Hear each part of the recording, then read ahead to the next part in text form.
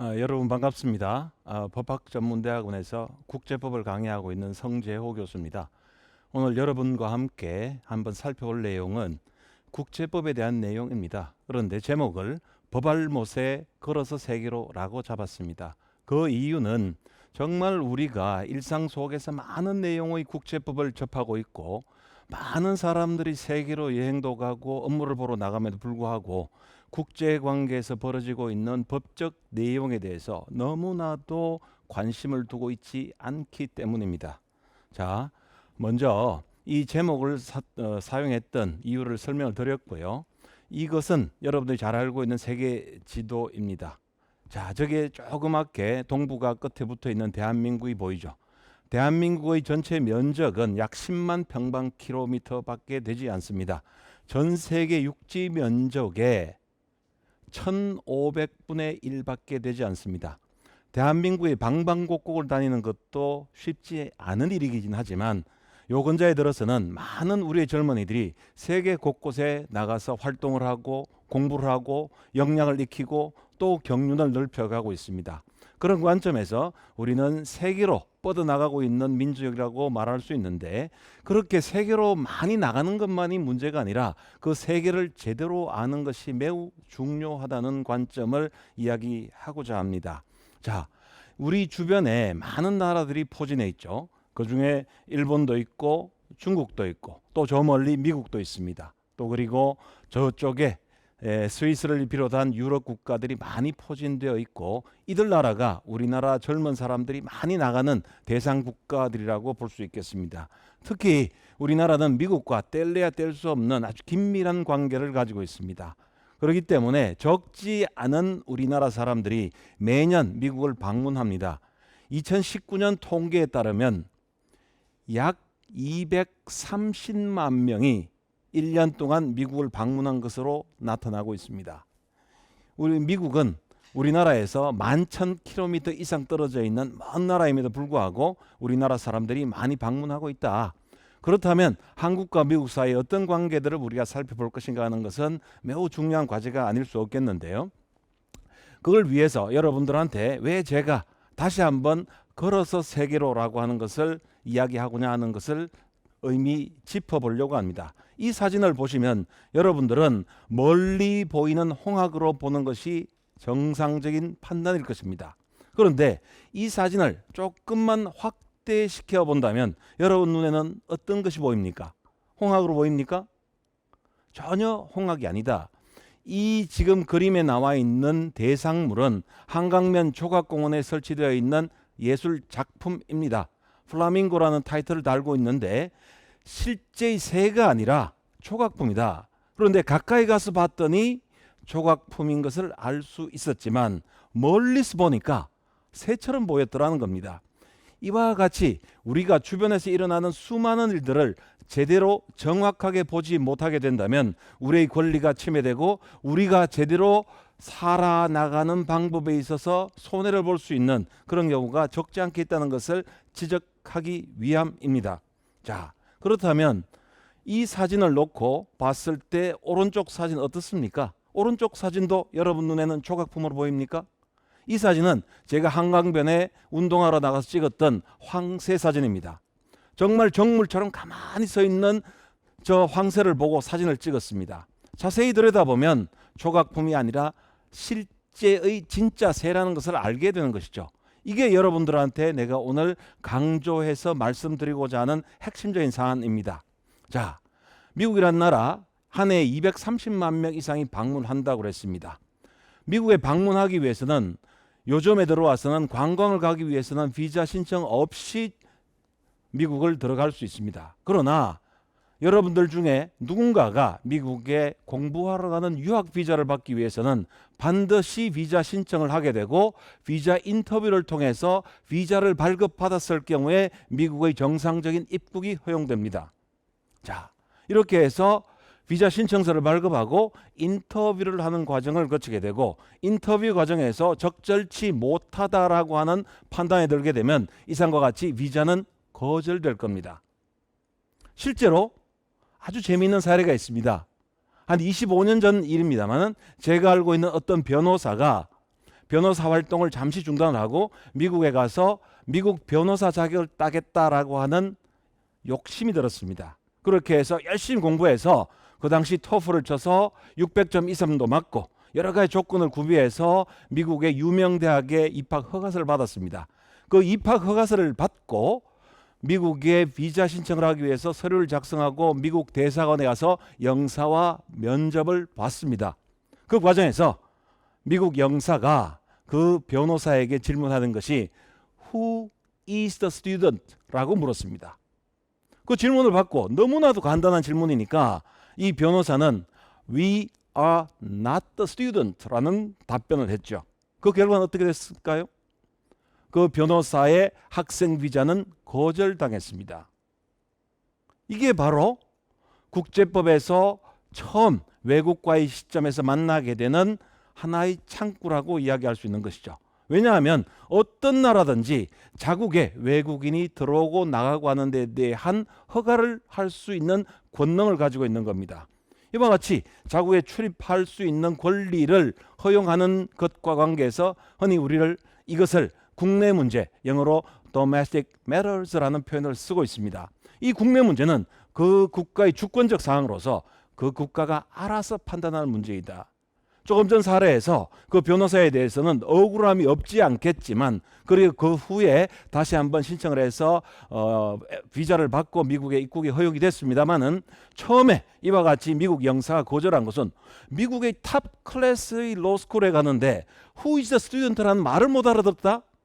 토플 600점을 받았다? 의아스러운 겁니다. 그들은 입국을 거절할 권리를 가지고 있는 거죠. 출입국에 관련된 권리는 그들의 국내 문제이기 때문에 그렇습니다. 자, 이러한 국내 문제와 관계해서 요 근자에 우리가 한번 짚어봐야 될 문제가 한 가지 있습니다.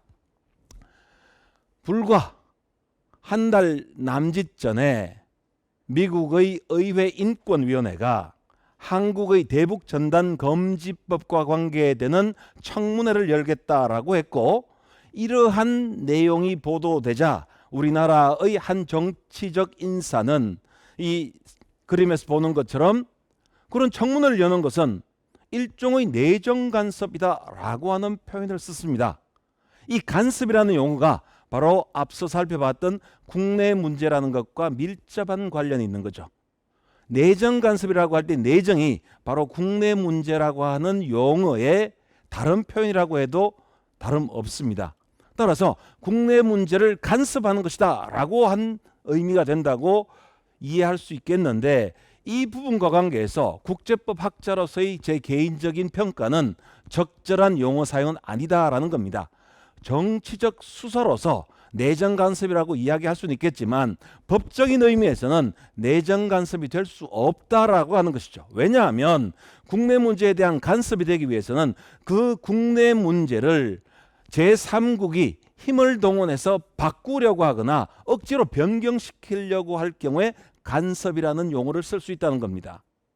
실질적으로 1980년대에 중미 국가 중에 하나인 니카라구아가 좌익화 현상을 겪게 됩니다. 이 과정에서 미주 지역에서의 좌익 정권에 대해서 두드러기 반응을 가지고 있는 미국 입장에서는 니카라구아의 좌익 정권에 대해서 상당히 거부했고 그 결과로 니카라구아의 좌익 정권에 반대하는 산디니스타 반군을 지원하는 조치를 취합니다. 군수 물자를 지원해주고 심지어는 반군들을 데려다가 플로리다의 미군 기지에서 훈련시켜서 투입시키는 과정을 거쳤습니다. 이와 관계해서 니카라구아 정부가 미국을 상대로 해서 미국 너희들은 우리나라의 내정 문제에 대해서 간섭했다. 우리나라의 좌익 정권은 니카라구아 국민이 선택한 내용이다. 헌법상의 정치적 제도를 선택하는 것은 그 나라 국민들의 고유한 주권적 발현이다. 이것을 미국이 바꾸려고 하는 힘을 동원했다. 라고 ICJ라고 하는 국제적인 법원에 제소를 했고 이 국제적 법원은 미국의 그와 같은 행위는 간섭이라고 하는 것으로 명백하게 입장을 정리했었습니다. 여기서 볼 수 있는 것처럼 간섭이라고 하기 위해서는 제3국이 힘을 동원해서 대상국에게 일정 강제를 취할 때 그것이 간섭이 된다는 것이죠. 미국 의회의 청문회 한국의 대북 전단 금지법이 어떤 것인지 검토하고 문제를 살펴보고 한 번쯤 우리가 권유하자라고 하는 것은 힘을 동원해서 어떻게 하겠다라고 하는 의사의 강제가 아니라는 측면에서, 저희 법적인 측면에서 이와 같은 용어를 쓴 우리나라의 한 인사의 표현은 정치적 수사이지 법적인 개념은 아니다라고 정상적인 의견을 개진하고 싶습니다. 자, 미국에는 이와 같이 매우 좋은 풍광들이 많이 있죠. 오른쪽에 보이는 것은 바로 미국 백악관입니다. 백악관의 주인이 바로 미국 대통령이죠. 2017년에 직전 미국 대통령이었던 트럼프가 한국과의 관계에서 우리가 한국을 방어해 주는데 매년 한국과의 관계에서 400억 달러에 해당하는 무역 적자가 발생하고 있다. 이건 정말 잘못된 거다. 고쳐야 된다라고 강하게 표현을 했습니다. 이 기사를 보면 여러분들 입장에서는 미국 전직 대통령이 그와 같은 행위가, 그러한 언사가 굉장히 부담스럽거나 감성적으로는 거북해질 수밖에 없겠죠. 그런데 냉정하게 들여다보면 이 트럼프의 이러한 언사는 매우 법적인 측면에서 기반을 두고 이루어졌다는 것을 우리가 짚어봐야 된다는 사실입니다. 자, 이것이 한미 FTA 제24조에 규정되어 있는 내용입니다.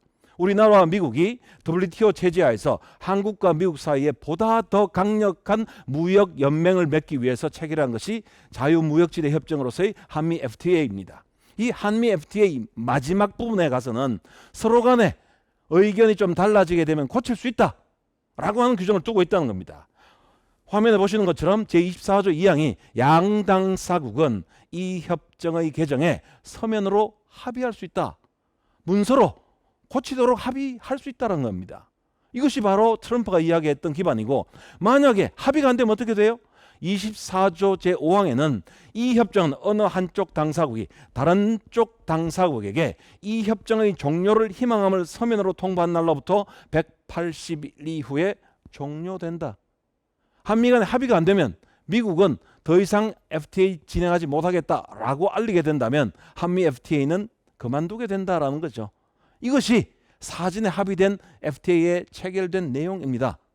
사실상 이 배경에 보면 한미 FTA 체결 과정에서 국내에 많은 이견이 존재했지만 당시 대통령의 결단으로 FTA가 체결하는 과정으로 진행이 이루어졌었습니다. 그 진행 과정에서 우리나라 협상팀은 온 힘을 다해서 미국과의 협상을 통해서 조문 속에 우리가 담을 수 있는 내용들을 많이 담았고, 그 결과가 트럼프가 이야기했던 한 해 약 400억 달러의 무역 흑자를 기록할 수 있는 그런 합의가 이루어진 거죠. 그걸 진행하다 보니 미국이 너무 불리해. 미국 바꾸자라고 하는 겁니다. 근데 무턱대고 힘으로 일방적으로 요구하는 것이 아니라 법적 기반을 담고 있다는 사실을 우리가 놓쳐서는 안 된다는 사실입니다. 이것이 현재 우리가 세계를 나가서 정확히 봐야 되는 중요한 이유이기도 한 것이죠. 자, 그렇다면 이런 것이 미국과의 관계에서 법적으로만 나타나는 것이냐? 그렇지 않다라고 하는 겁니다.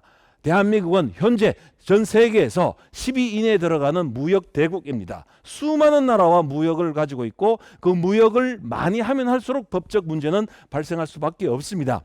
그러한 무역 문제를 다루기 위한 법적 제도로서 정합화되어 있는 것이 바로 세계무역기구 WTO라는 것이고, 이 WTO의 기반을 이루고 있는 것이 관세 및 무역에 관한 일반 협정이라는 국제 조약이 있습니다.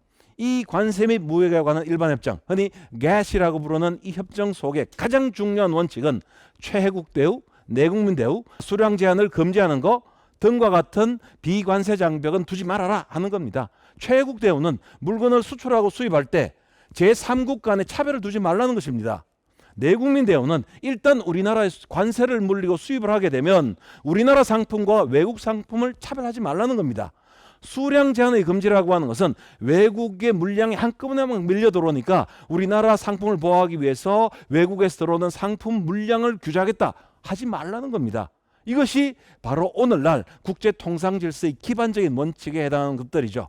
과연 이것이 그대로 제대로 지켜지고 있느냐? 그렇지 않다는 것은 여러분들이 잘 알고 있을 겁니다. 모 신문에 나와 있는 지금 사파를 인용을 했습니다. 여기에서 일본과 중국의 관계가 놓여 있죠. 일본은 2019년도에 소위 말하는 강제징용공 및 그리고 전쟁 희생자 등의 관계와 연계해서 우리나라 법원이 내린 판결을 이유로 일본은 대한민국에 수출하고 있던 에칭가스 등과 같은 소재 부품에 대한 수출을 통제하기 시작합니다. 그 이전까지는 화이트리스트라고 해서 우리나라에 수출하는 것은 별도의 검사를 받지 않고 수출했는데, 우리나라에 2019년도에 판결이 내리고 나서는 저희들이 못마땅하다는 이유로 화이트리스트에서 배제하고 수출하는 그와 같은 소재 부분에 대해서는 끈끈이 일본 당국의 통제를 받도록 한 거죠. 자, 잘 해주다가 갑자기 잘 해주던 조치를 끊어버리는 거예요. 누군가에게 배려해주다가 그 배려를 싹 몰수해버리는 겁니다. 이 부분만큼 기분 나쁜 게 없죠. 그런데 이런 기분 나쁘다라는 관점에서 볼 게 아니라 일본적 조치가 과연 정당하냐?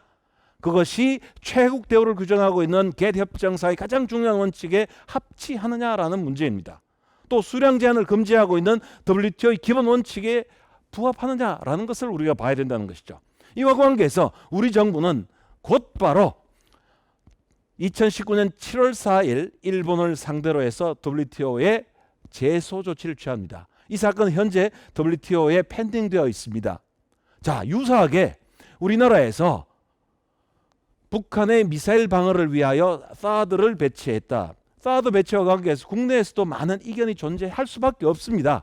견해의 차이는 존재하는 것이니까요. 그러나 일단 정부의 정책으로서 사드 배치를 결정했다. 사드 배치를 결정하고 나니 그에 대응하는 조치로서 중국이 취한 내용들을 여러분들이 잘 기억하고 있을 겁니다. 중국이 어떻게 했습니까? 중국 정부는 일체 여기에 대해서 가타부타 이야기하지 않지만 중국 내에서 중국 내에 진출한 한국 기업들의 피해가 막대하게 벌어지기 시작한 겁니다. 처음에는 중국에 진출한 우리 기업들도 더 이상의 피해를 막기 위해서 입을 다물고 조용히 하고 있다가 점점 피해가 극심해지자 우리 정부에 대해서 하소연하기 시작합니다. 이거 중국이 잘못하고 있는 거다. WTO가 추구하고 있는 공정무역, 자유무역에 반하는 거다라고 하는 요구를 하기 시작합니다. 심지어는 모 자동차 회사는 연간 손실액이 5조 원을 넘어서는 단계까지 발생했고, 우리나라의 대규모 유통기업은 철수하는 결정까지 이루어질 수밖에 없던 상황이 발생한 것이 바로 중국의 저와 같은 조치였습니다. 중국의 조치가 과연 내국민 대우를 위반하는 것인가 아닌가? 이 문제를 우리가 따져봤었어야 될 것이다 라는 것인데, 이와 관계해서 우리 정부는 WTO나 한중 자유무역협정 위반이 아닌지 검토하겠다. 더 이상 나아가지 않고 있다 이런 겁니다. 그래서 일본과 중국을 우리가 단순 비교하자는 것이 아니라 법적인 관점에서 대한민국의 정당한 이익이 제대로 보장받고 있느냐, 지켜지느냐, 이것은 어떤 의미를 가지는 겁니까? 여러분들이 수많은 사례에서 일상적으로 일어나고 있는 법적인 쟁점들을 접하게 됩니다. 교통사고를 당했다. 가만히 지나가는데 누군가 나를 때렸다. 누구의 돈을 빌려줬는데 제대로 갚지 않는다. 나는 가만히 있는데 누군가 나에게 누명을 엎어지운다. 수많은 일들이 주변에서 발생하고 있고 여러분들은 그런 것을 법적으로 이해를 하려고 합니다. 내 주변에서 일어나는 일이기 때문에 정말 민감하게 받아들이게 되겠죠. 그러나 이런 사례들은 여러분들은 별로 크게 생각하지 않는다. 오히려 일본에 대한, 중국에 대한 약간의 감성적인 또는 감정적인 대응 조치에 빠져 있는 것 아니냐. 우리나라의 무역 이익이 손실을 받고 있다는 것은 전국적으로 국민 여러분들 모두의 이익이 손실을 겪는다는 것으로 이해하지 못하는 것은 여러분들이 세계를 제대로 보지 못하는 거다. 걸어서 세계를 제대로 보는 과정에 있지 못하다라는 것을 강조하고 싶은 겁니다. 자, 멀리 이제 스위스로 가볼까요? 저는 다행히 스위스에 학술회의를 갔다 잠깐 뜸을 내서 알프스산에 오른 적이 있습니다. 알프스의 세 개의 산을 전부 다 맑은 날에 볼 수 있는 행운을 누렸는데요. 여기에 보이는 그림이 바로 마테오른 사진입니다. 제가 직접 찍은 사진입니다. 이 마테오른 사진, 얼마나 맑은 날에 저 멋진 그림을 볼 수 있습니까? 스위스에 가서 마테오른을 제대로 보기가 쉽지 않습니다. 자, 그런데 이런 기가 막힌 풍광만 있는 곳이 스위스가 아니라는 것이죠.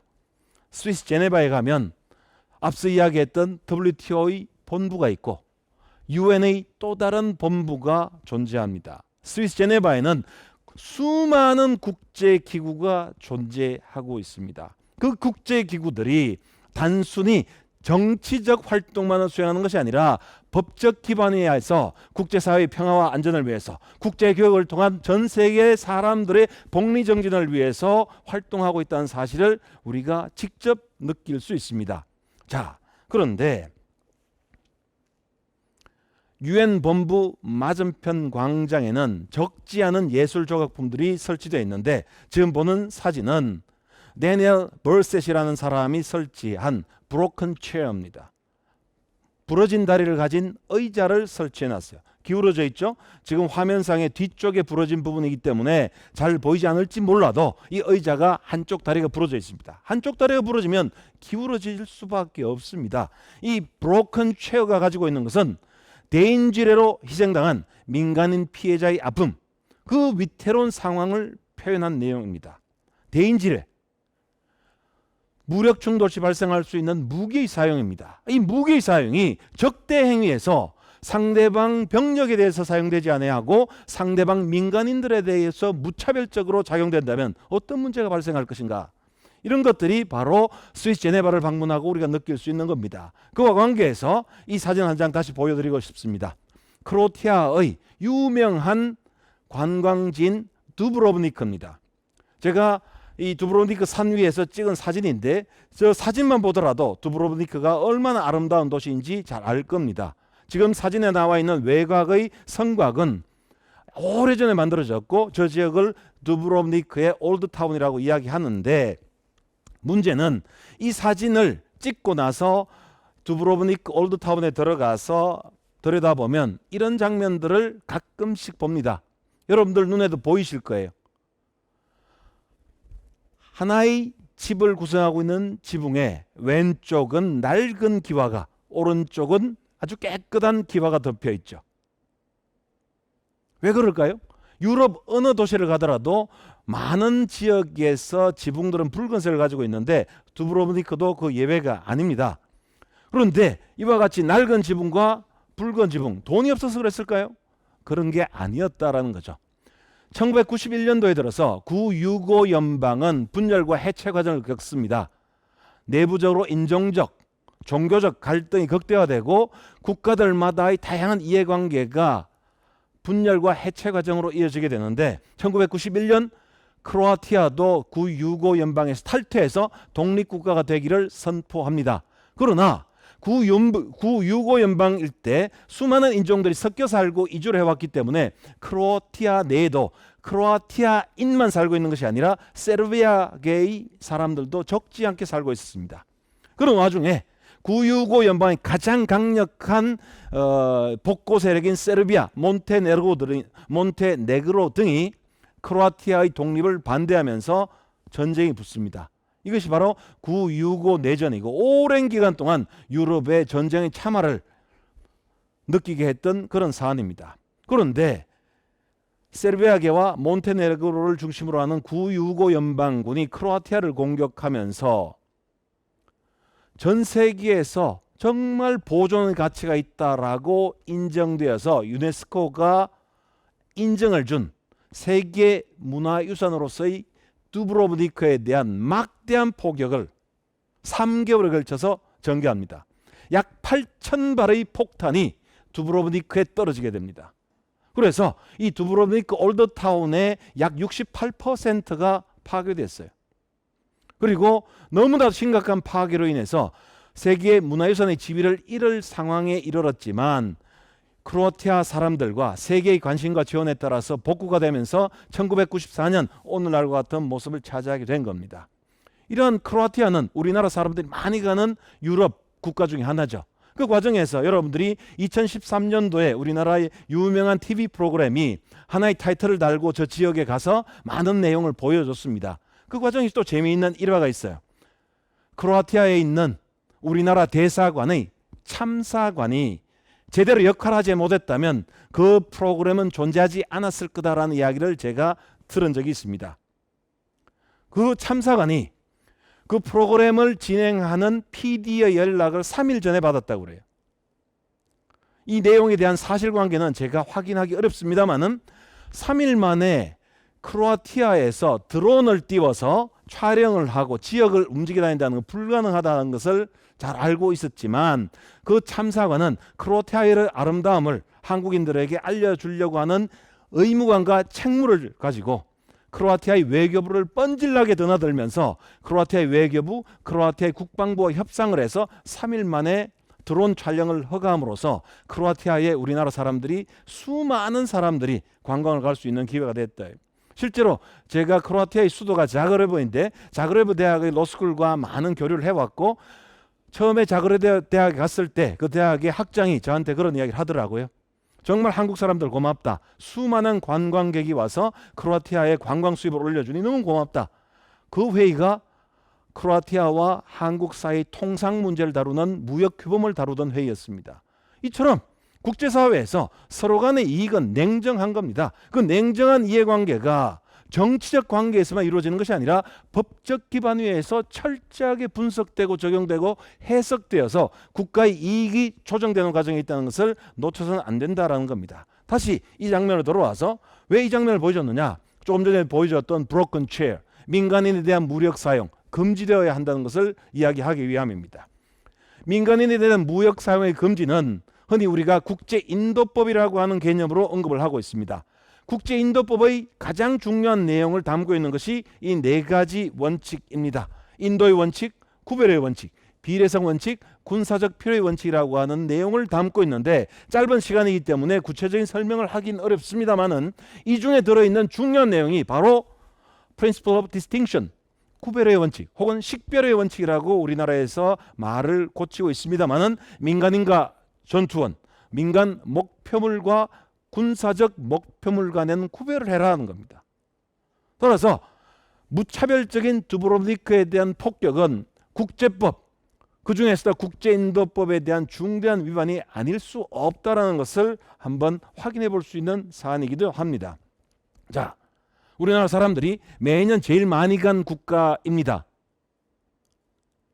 2019년 통계로 580만 명이 방문한 나라가 일본입니다. 일본의 남단에 이 대한민국과 밀접한 거리에 있는 곳이 나가사키입니다. 나가사키에 가면 이와 같은 기념탑이 있습니다. 이 기념탑은 1945년 8월에 히로시마와 나가사키에 떨어진 원폭 피해자를 기리기 위한 기념탑입니다. 나가사키에 떨어진 원자폭탄으로 7만 명이 사망했고 그 중에 1만 명은 그 당시 조선인인 것으로 판단하고 있습니다. 그 수많은 사람들이 한 방의 원자폭탄에 의해서 생명을 뺏겼다. 이런 것들을 기념하기 위한, 다시는 되풀이하지 않기 위한 역사적 교훈을 기념탑으로 만들어 놓고 있습니다. 물론 이 나가사키에는 우리나라 유명한 배우가 촬영했던 군함도라고 하는 지역이 있죠. 세계문화유산이고 많은 문제점들을 내포해서 한일 간에 복잡한 쟁점이 됐습니다만 그런 정치적 관계의 문제가 아니라 저는 여러분들에게 세계 속에서 우리가 배워야 하는 인류의 교훈을 국제법에 기반해서 언급하고 있을 뿐입니다. 이를 통해서 우리가 해야 되는 것은 바로 핵 확산을 방지해야 된다. 핵무기의 사용 금지, 더 나아가서 원자력의 평화적 이용에 대한 국제법상의 합의가 전 세계에서 가장 중요한 규범으로 자리하고 있는 것이 바로 대한민국 한반도라는 사실을 다시 한번 일깨워 보고자 합니다. 자, 마지막 슬라이드입니다. 위성 사진을 제가 차용했습니다. 저기에 이제 백두산 천지라고 제가 글자를 타이핑을 해놨습니다만은 1960년대 초에 북한과 중국 사이에 경계 획정 조약을 체결해서 어떤 일이 벌어졌느냐, 이 빨간 국경선이 그어집니다. 우리나라 사람들은 백두산의 천지가 우리나라 영역인 걸로 알고 있는 경우가 대부분이죠. 어릴 때부터 그렇게 인식을 해왔대. 그러나 실제 현재 북한과 중국 사이의 합의를 통해서 백두산 천지가 갈라져 있다. 북쪽의 5분의 2는 중국 측에, 남측의 5분의 3이 북한 영역인 걸로 합의를 통해서 그렇게 만들어져 있고, 우리나라 사람들 중 많은 사람들이 중국을 방문하고 백두산을 방문해서 중국 측을 통해서 백두산에 올라갑니다. 그렇게 되면 마주하는 것이 바로 한자로 쓰여져 있는 저 천지라고 하는 것, 중국령이라고 하는 저 팻말을 보게 된다는 것이죠. 그렇다면 1960년대 초에 북한과 중국이 체결한 북중 경계 조약이라고 하는 것은 과연 어떤 의미를 가지는 것이냐? 우리는 어떻게 이를 대처해야 될 것이냐? 그리고 더 나아가서 향후 대한민국이 통일이 된다면 저와 같은 북중 경계 조약은 과연 그 효력을 우리가 어떻게 해야 될 것인가? 우리에게 남겨져 있는 숙제가 아닐 수 없습니다. 이상해처럼 우리 주변에 있어 가장 가까운 국가들과의 관계에서 한 번쯤 우리가 법에 대한 이해를 살펴봤다. 국제법이 남의 이야기가 아니다. 그 국제법은 전국적으로 여러분 모두의 권리 의무에 적지 않은 영향을 미치고 있다. 더 나아가서 대한민국의 외교 정책에서 국제법에 기반해서 정책을 전개할 때 국민 여러분들이 제대로 국제법에 대한 이해를 갖고 있을 때 정부도 또 타국도 대한민국의 정당한 권리를 침해하지 않을 것이며 우리 또한 국제사회에 부담하고 있는 의무를 제대로 이행하는 그런 과정의 중요한 초석이 될 것이라는 것을 강조하고 싶은 것이 오늘 이 강좌의 핵심적인 초점입니다. 감사합니다.